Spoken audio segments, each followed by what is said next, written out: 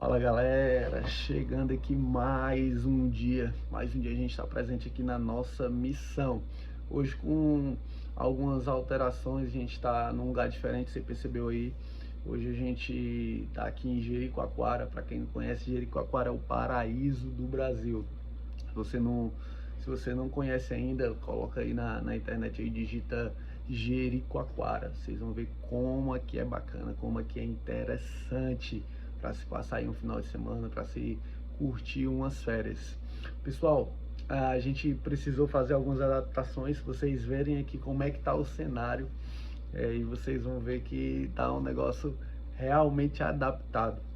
E hoje a gente está usando uma Bíblia diferente, porque a Bíblia que eu estava usando era pelo notebook. Eu não trouxe notebook. Também teria a oportunidade aqui de usar pelo meu telefone, mas também eu estou usando o telefone para gravar para vocês. Eu estou usando uma Bíblia que está emprestada. Essa daqui, o senhor sabe qual é essa Bíblia aqui, isso? Ela... A edição do... Não lembro, mas tem aí na capa, olha na capa, do outro lado. deixa eu ver, não. Aqui tá antigona aqui. Tá, mas tem na capa. Almeida revisada, talvez essa aqui, ou Almeida corrigida, não sei. Mas a linguagem dela é um pouco diferente, mas a gente vai estar aqui para poder clarear mais isso aí para vocês, certo? Hoje é Provérbios 14. Provérbios 14, a gente já está quase chegando aí na metade. São 31 provérbios. Hoje é o dia 14 aqui gravando com vocês. Tranquilo? Bora pra cima? Bora pra cima, né? Hoje a gente tá aqui, ó, adaptaçãozinha aqui para poder ficar um negócio legal. A águazinha também tá por aqui, na atividade. E a gente vai dar início aqui. O primeiro versículo aqui do capítulo 14 começa logo com a paulada.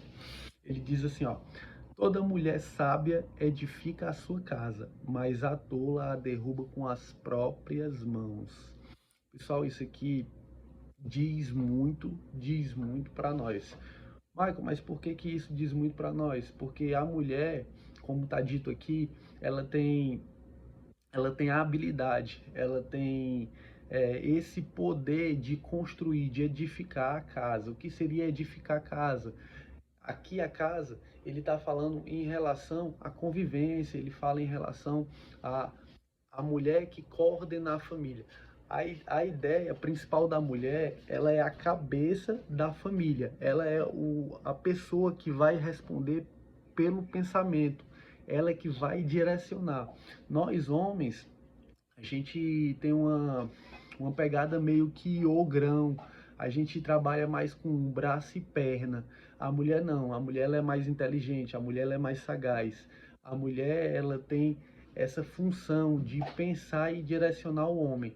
O homem ele tem mais essa pegada de construção, de prover, de proteger. A mulher não, ela vem mais com essa parte da delicadeza, ela vem mais com essa parte da educação, ela vem mais em cuidado com a prole. Então, as divisões, elas são bem exatas.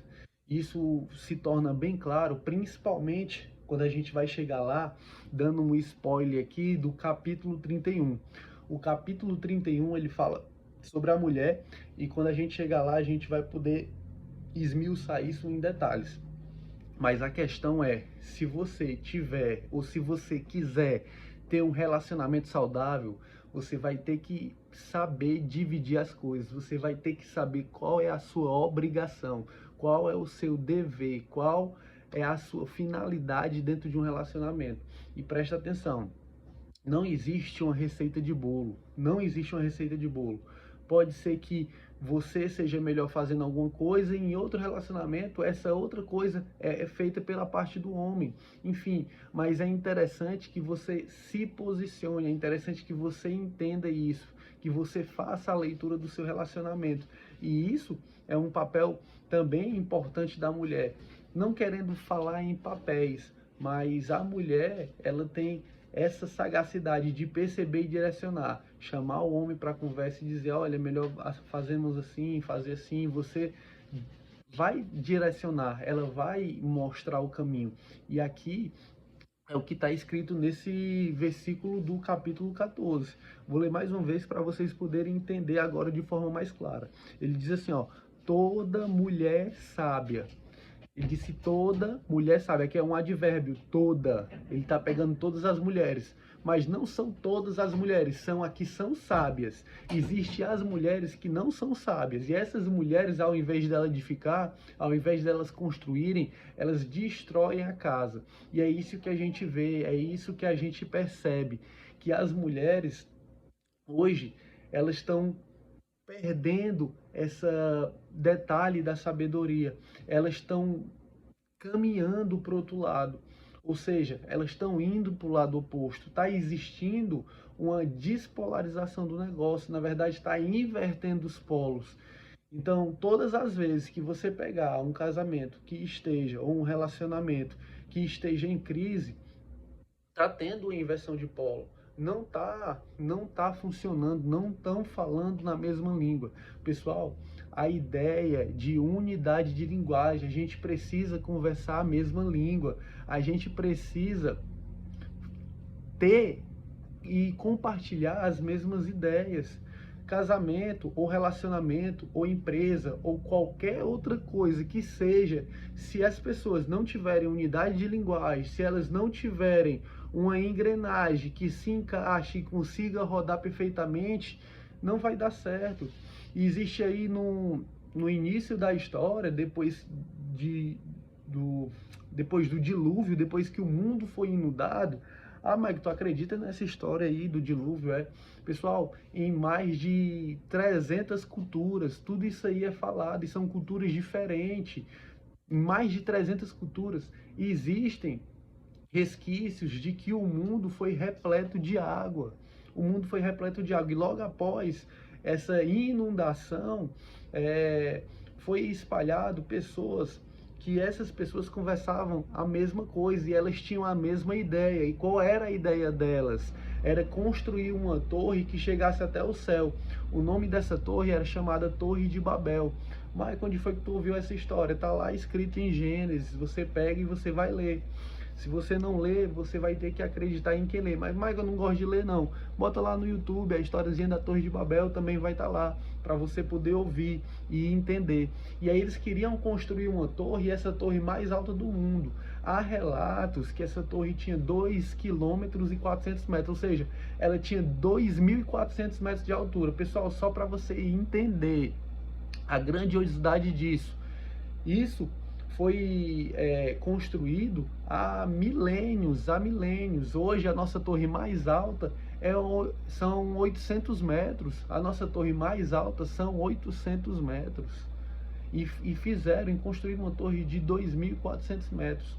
Por que eles fizeram isso? Porque eles tinham unidade de linguagem, eles conversavam a mesma coisa, eles queriam a mesma coisa. O cérebro de um pensava a mesma coisa que o cérebro de outro, e dois pensamentos juntam uma força enorme. Pessoal, se vocês compreenderem essa ideia, vocês conseguem o que vocês quiserem. Presta atenção, ó. Fica ligado agora nisso aqui que eu tô falando para vocês. Se você tiver um relacionamento onde as duas pessoas pensam da mesma forma, vocês conseguem tudo o que vocês quiserem.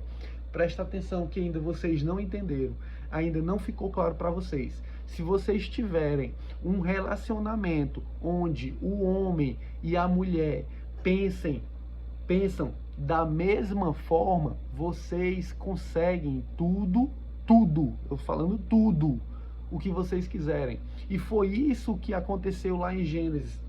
As pessoas conversavam a mesma coisa, elas tinham as mesmas ideias, então elas construíram uma torre que chegasse até o céu. E aí Deus se manifestou dessa maneira. Deus se manifestou, ele, peraí que não vai ser assim. Peraí que a gente vai mudar isso aqui, eu não quero isso aqui de vocês. O que foi que aconteceu? Deus destruiu a torre e mudou. Deus, ele mudou, ele confundiu a linguagem de todos. Por que ele fez isso? Porque ele queria que as pessoas se espalhassem pelo mundo. Eles queriam que as pessoas se espalhassem. E aí se espalhou todo mundo conversando numa linguagem diferente. E aqui tem um ensinamento nessa passagem, aqui tem uma sabedoria nessa passagem. Qual é a sabedoria? Qual é a sabedoria, Michael? Me diz, eu quero saber, eu tenho sede, eu tenho fome de sabedoria. Me diz qual é a sabedoria dessa passagem. Eu já falei para você. Se você tiver unidade de linguagem dentro do seu relacionamento, dentro da sua família, dentro da sua empresa, enfim, em qualquer canto que você tiver unidade de linguagem, você vai conseguir romper, você vai conseguir atrair. Pensa só comigo, se uma mente que tem um potencial de atrair coisas, a gente já se torna um realizador, imagina 2 ou 3 reunidos nessa mesma intenção. Imagina 2 ou 3 reunidos nessa mesma intenção. E existe uma passagem que diz, se 2 ou mais estiverem reunidos, em meu nome, ali eu estarei. Ou seja, se 2 pessoas ou mais estiverem pensando e falando na mesma linguagem, bumba, explode. Você consegue tudo aquilo que você quer. Pessoal, se vocês entenderem isso aqui, se vocês aplicarem isso de forma na prática, eu poderia acabar esse vídeo agora, encerrar e tá dada a instrução aqui. É uma coisa que você vai aplicar durante a sua vida toda. Isso é uma coisa que você vai usar durante a sua vida toda. E se o seu cônjuge, o seu namorado, o seu parceiro, o seu noivo souberem, tiverem esse entendimento, acabou. O game foi zerado. O game foi zerado. É sobre conversar a mesma coisa, se separar um, colocar um para o lado e outro para o outro, e os dois conversarem de forma igual, acabou, vocês conseguiram tudo isso aí. Só que hoje o que a gente vê?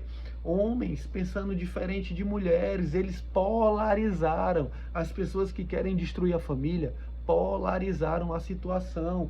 O homem, ele não está pensando mais a mesma coisa que a mulher pensa. Eles estão pensando de forma contrárias. Eles estão indo de encontro. Eles estão se chocando. E quando há esse choque, a repulsa, existe a separação. E adivinha, pessoal, quem perde com isso? Quem é que perde com isso?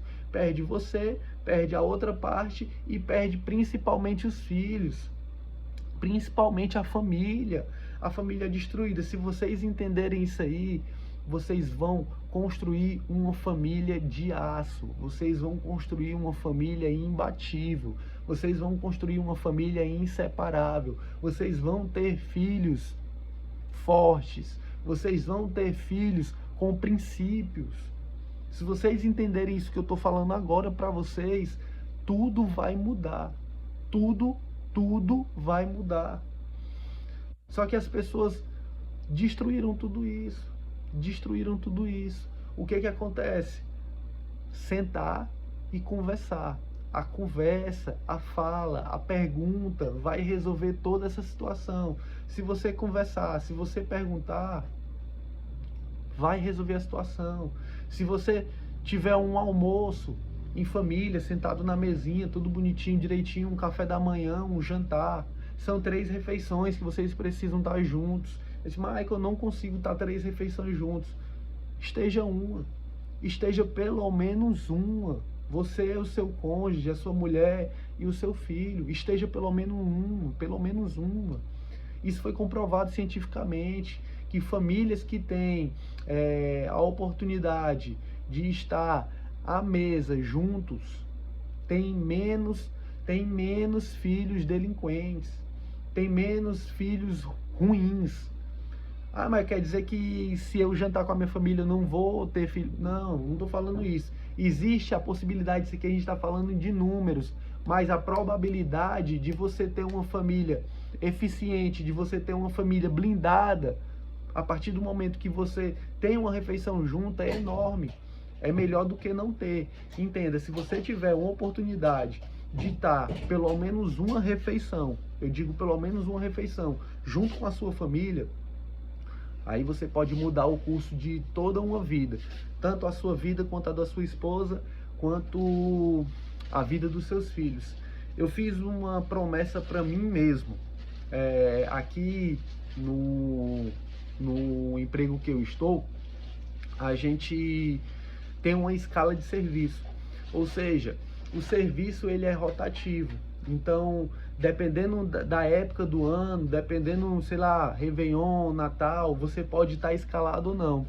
E no ano passado eu estava escalado. O Natal eu estava trabalhando.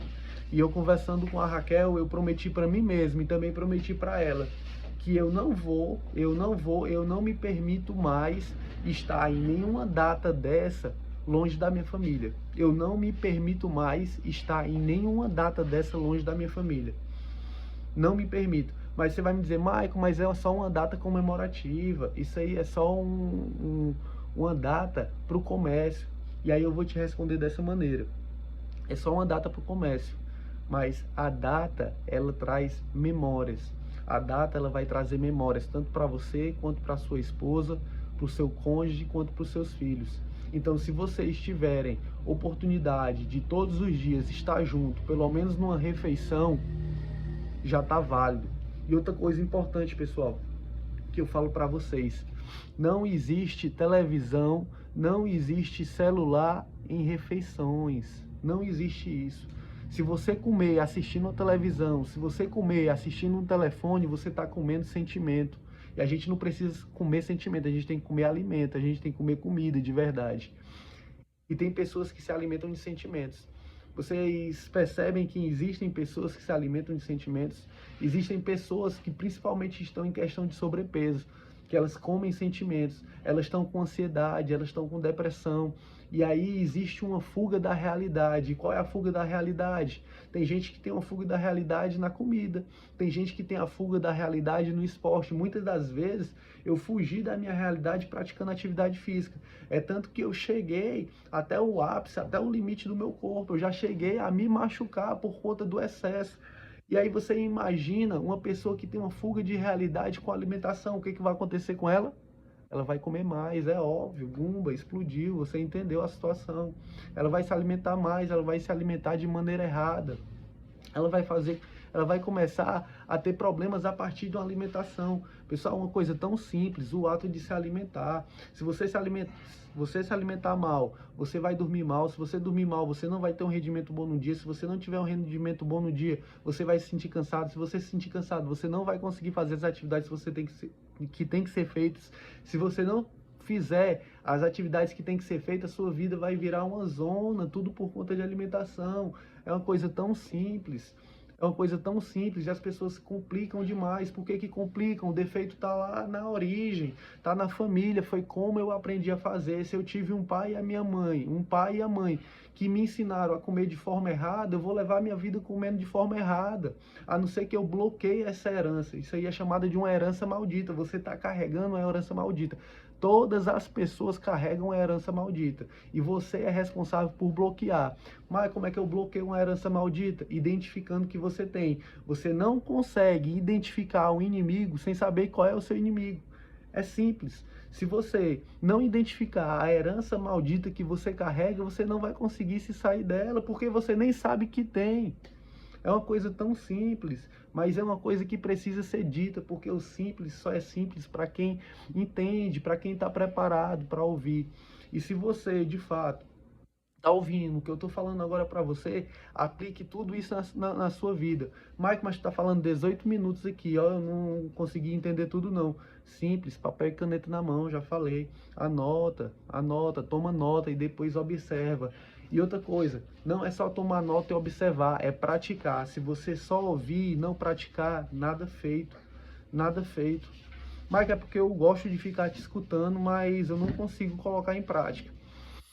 Aí fica difícil. Aí eu prefiro que você não me escute. É preferível que você não me escute, porque se você me escutar e não colocar em prática, você não vai ter resultados. Se você não tiver resultados, você não vai sair do lugar. A ideia aqui, pessoal, não é estar de conversinha e balela com vocês, não. A ideia aqui é conversar para que vocês comecem a se mover, entrar em movimento. Entrar em movimento significa sair da inércia, sair do mesmo lugar. A gente conhece pessoas e há 10 anos a pessoa vem com a mesma conversa, com o mesmo papo, com a mesma ideia, não mudou nada. Porque não saiu do lugar. Você só sai do lugar praticando coisas diferentes, fazendo coisas diferentes, tendo experiências diferentes, indo em lugares diferentes, falando com pessoas diferentes. Pessoal, eu queria tanto que vocês compreendessem isso. Queria tanto que vocês compreendessem isso. A gente começou falando da mulher e agora a gente está numa situação totalmente diferente. Por quê? Porque surgiu lá atrás. Olha a importância feminina. Olha a importância da mulher. Olha a importância da mulher numa família. Você está vendo o que a mulher causa dentro de uma família? Se você, mulher, tem um filho... Se você, mulher, tem um marido mamão hoje, se você tiver um marido banana, sabe de quem é a culpa disso? Ah, mas já tá querendo criar culpa para as pessoas. Não. Eu tô dizendo que você, se o seu marido é um banana, a culpa é da mãe dele, porque não educou ele de forma correta. A função da mulher é moralizar o mundo. Você não percebe isso? Se você tiver um filho e não preparar ele para ter uma esposa, ele vai ser um banana igual o marido que você tem. Ele vai ser um banana igual o marido que você tem. Entenda, você tem que preparar o seu filho para ele ter uma esposa. Você tem que educar o seu filho, você tem que treinar o seu filho. Se você não treinar o seu filho, quem vai treinar? A escola não treina, a escola escolariza. A educação quem dá é pai e mãe. A educação quem dá é pai e mãe. Entende? Você é responsável por fazer isso. Agora, se você está trabalhando e o seu marido está trabalhando e o filho fica com a mãe, com a sua mãe, no caso a avó dele, quem vai treinar esse menino? Se a velha não aprendeu a fazer isso, se a velha não teve instrução para poder fazer isso, quem vai treinar a criança? A não ser você. Mas é porque eu preciso trabalhar, porque se eu não trabalhar, a renda em casa vai ficar ruim. É delicado, né? Mas se você tiver uma refeição, com a sua família, você é capaz de mudar toda essa situação. Se você tiver apenas uma refeição com a sua família, você é capaz de mudar toda essa situação. Se você conversar com o seu filho, se você tirar um tempo para conversar com o seu filho, você é capaz de mudar essa situação. Se você tirar um tempo para contar uma história para o seu filho, você é capaz de mudar essa situação. Você é capaz de mudar a situação.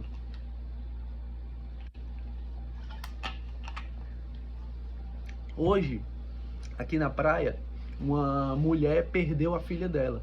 Ela veio chorando, nervosa, estava tremendo, porque tinha perdido a filha. Onde é que está a criança nesse momento? Não sei. Estou nervosa. Não sei onde é que está minha filha. Pessoal, é interessante, eu trabalho há muito tempo na praia e aqui as coisas que acontecem são bem parecidas às coisas que aconteceram em Fortaleza. Crianças perdidas. Os pais não têm esse interesse, eles não têm essa proteção. Cara, se eu for pra praia com o filho, é uma fitinha no braço, número do telefone, nome da mãe, nome do pai. E outra coisa, menina para estar num campo visual. Menina para estar num campo visual, é para estar perto de pai e mãe. Direto. As pessoas não querem mais treinar seus filhos. As pessoas não querem mais educar seus filhos. Em uma situação dessa, a primeira coisa a fazer era se treinar. Cheguei num ambiente novo, vamos começar a identificar o lugar, vamos começar a direcionar. Caso haja isso, você vai se direcionar para cá. Você, meu filho, tem que aprender o seu contato do telefone. Você pode chegar e pedir para alguém para fazer uma ligação. Você tem que saber o seu limite de ir é até aqui. Ponto. É você dar instruções. O que se cria é bicho, é cachorro, é gato, é galinha. Filho é para se treinar, e isso faz parte do treinamento. Chegou num lugar novo, você vai ter que treinar como deve se proceder. Com lugar novo, o treinamento é o seguinte, é assim, assado. Você que é o professor, você é o instrutor do negócio, mas as pessoas não fazem dessa maneira. As pessoas não tendem a fazer isso, porque precisa de instrução, precisa de alguém falar, precisa de alguém dizer o óbvio. Ah, mas tu fala só coisa óbvia. Mas é isso, vocês precisam de ouvir o óbvio mesmo. Porque se não fizer o óbvio, se não fizer o básico, quem dirá as coisas mais complexas vai fazer como? Se você não começar fazendo as coisas básicas, como você vai fazer as coisas mais complexas? Me diz, me responda. Não vai, não faz. Não faz. Então, se você se predispõe a fazer alguma coisa, faça. Botou na sua cabeça, faça. Eu tô 31 dias com você, fazendo 31 vídeos falando sobre 31 provérbios. Hoje eu tô numa situação totalmente atípica. E é por isso que eu não vou deixar de fazer, mas eu me comprometi a fazer. Vamos fazer de qualquer jeito, acabou. Ah, mas faltou energia, vai fazer no escuro, você vai ouvir só a minha voz, mas vai ser feito. Vou ter que fazer de qualquer forma. Então, quando você se comprometer a fazer algo, vá até o final. Faça de qualquer forma. Faça de qualquer forma. Porque se você se comprometer a fazer algo e você não fizer, você está educando, você está treinando a sua mente para ser um derrotado. Porque tudo aquilo que você se compromete em fazer, você não faz. E isso é só mais uma coisa de que você se comprometeu a fazer e não vai fazer. Aí você vai entrando nesse buraco negro. Você vai dizendo, amanhã, segunda-feira eu vou começar a treinar. E não vai treinar, não, eu vou só na terça. Aí fica contando mentira, contando história. E você é um mentiroso que fica contando história para você mesmo. E nunca vai dar certo. E nunca vai sair nada do papel, porque você é um cara das ideias. Você não é um cara da prática. E a ideia sem prática, ela não serve de nada, ela vai ser só uma ideia. As pessoas hoje que têm dinheiro e conseguiram dinheiro, conquistaram, foi porque elas tiveram ideia e colocaram em prática. Se você tem uma grande ideia para ganhar dinheiro e não colocar em prática, você vai ser só um idealizador. O seu dinheiro vai ficar só na sua mente e ponto, acabou. Ou seja, coloque em prática tudo aquilo que você se predispôs a fazer. Comece com as coisas simples, depois vá para as coisas complexas, porque isso é treinável. Se você começar a treinar com as coisas simples e terminar as coisas simples, provavelmente você vai iniciar as coisas complexas e vai terminar as coisas complexas. Seja um iniciador e seja um finalizador. Eu sou mais finalizador do que iniciador. Eu confesso para vocês, eu demoro a iniciar as coisas, mas se eu iniciar eu finalizo. Se eu iniciar eu termino. E seja um finalizador você também. Seja um finalizador também. Tá bom? A gente já está conversando aqui há 27 minutos. Eu li só o primeiro versículo para vocês. E eu acho que tudo isso que eu já falei para vocês hoje já valeu muito a pena.